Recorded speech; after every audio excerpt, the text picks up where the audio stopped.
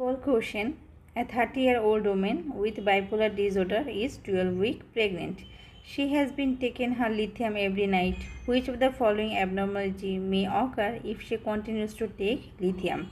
অপশনে কি আছে? Tetralogy of Fallot, Dandy-Walker syndrome, abstinence anomaly, limb reduction deformity and transposition of great arteries. আমাদের কোশ্চেনে কি বলেছে যে 12 উইকের প্রেগনেন্ট লেডি, তার বাইপোলার ডিসঅর্ডার আছে, সে প্রতি রাতে লিথিয়াম নিচ্ছে।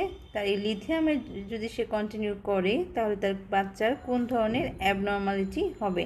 তাহলে আমাদের এই অ্যাবনর্মালিটি খুঁজে বের করতে হবে। লিথিয়ামের জন্য কোন ধরনের অ্যাবনর্মালিটি হয় চলেন দেখে ফেলি।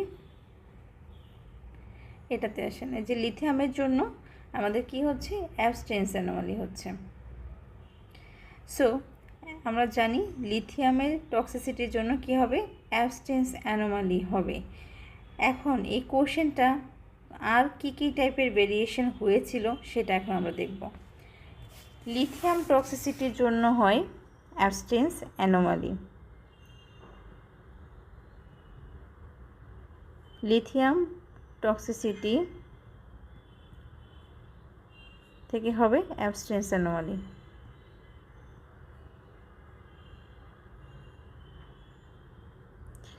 পরবর্তীতে কোশ্চেন এসেছে এই অ্যাবস্টেন্স অ্যানোমালি কোন সিস্টেমের ডিফেক্ট। এটা কার্ডিওভাস্কুলার সিস্টেমের ডিফেক্ট।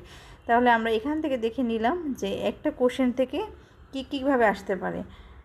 লিথিয়াম, এখানে কোশ্চেনে বলা আছে লিথিয়াম কন্টিনিউ করলে কি হবে, অ্যাবস্টেন্স অ্যানোমালি হবে। ঠিক আছে, এরপরে বলা আছে লিথিয়াম টক্সিসিটির জন্য, এই কোশ্চেনটা আবার পরবর্তীতে এসেছে যে লিথিয়াম টক্সিসিটি কোন সিস্টেমকে অ্যাফেক্ট করে, কার্ডিওভাস্কুলার সিস্টেমকে অ্যাফেক্ট করে।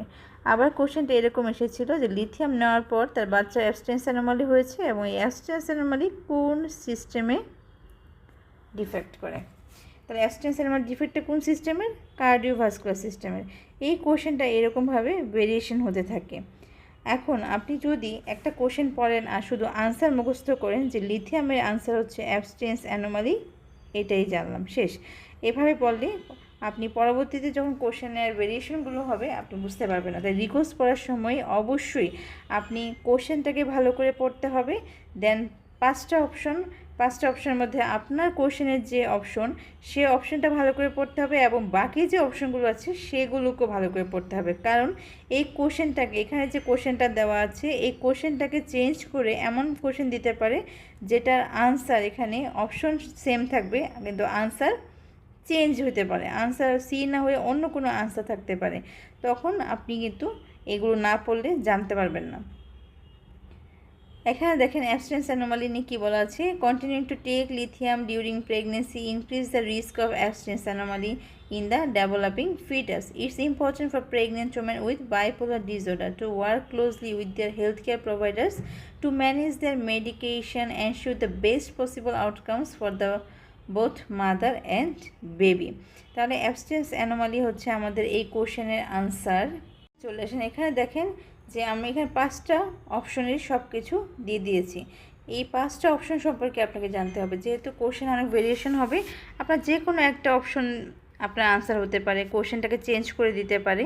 সো আপনি না জানলে কিন্তু বাকি আনসারগুলো বা বাকি অপশনগুলোকে আপনি বুঝতেই পারবেন না। যেমন দেখেন টেট্রালজি অফ ফ্যালার্সে কী বলা আছে, টেট্রালজি অফ ফ্যালার্স হচ্ছে congenital heart defect characterized by 4 specific heart abnormalities. Tetralogy of Fallot থেকে যদি একদম বেসিক কিছু আমাদের লাগে সেটাই হচ্ছে 4টা ফিচার্স থাকে।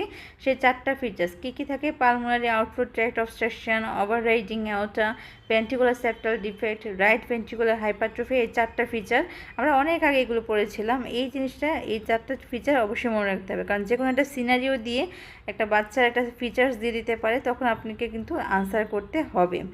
তারপর দেখেন ড্যান্ডি ওয়াকার সিনড্রোম। এই ড্যান্ডি ওয়াকার সিনড্রোমটা অনেকটি অপরিচিত আমাদের কাছে, এর জন্য এটাকে আরও ভালো করে দেখতে হবে। দেখেন কনজেনিটাল ব্রেন ম্যালফরমেশন, তার মানে কোথায় হচ্ছে, ব্রেনে হচ্ছে, ব্রেনের কোথায়, সেরেবেলামে। এই জিনিসটা অবশ্যই জানতে হবে, যেটা অনেক অপরিচিত, সেটা একটা লাইন হলেও এটার মেইন জিনিসটা আমাদের জেনে রাখতে হবে। অ্যানোমালি, অ্যাবস্টেন্স অ্যানোমালিতে কী বলা হচ্ছে, কনজেনিটাল হার্ট ডিফেক্ট, ট্রাইকাস্টিড বাল্বটা এখানে অ্যাবনর্মালি পজিশন থাকে। তার মানে আপনি যদি অ্যাবস্টেন্স অ্যানোমালিটা পড়ে ফেলেন তাহলে আপনি আগেই জেনে যাবেন যে এটা হচ্ছে কার্ডিওভাস্কুলার সিস্টেমের ডিফেক্ট। এখানে কি হয়, ট্রাইকাস্টিড ভালভটা অ্যাবনর্মালি পজিশন থাকে, এটাও কিন্তু আপনাকে জেনে রাখতে হবে। যেহেতু আপনার এটা একটা আপনার কোশ্চেনের আনসার, এইটার ভিতরে যা যা আছে আপনাকে মোটামুটি একটা ধারণা রাখতে হবে। তারপর আসেন লিম্ব ডিডাকশন ডিফর্মিটি। এটা হচ্ছে birth defect, a baby is born with missing and underdeveloped limbs. Transposition of great আর্টারিজে কী হয়, এটা একটা কনজেনিটাল হার্ট ডিফেক্ট। এখানে হচ্ছে 2 main arteries leaving the heart, pulmonary artery আর হচ্ছে অ্যাওর্টা কী হবে, সুইচড হবে, একটা জায়গায় থাকবে, তাই না? It is not typically link to lithium use during pregnancy. তাহলে আপনার এরকম আসতে পারে, বাচ্চা নিউনেটদের ক্ষেত্রে ট্রান্সপোজিশন অফ গ্রেট আর্টারিজটা বেশি থাকে।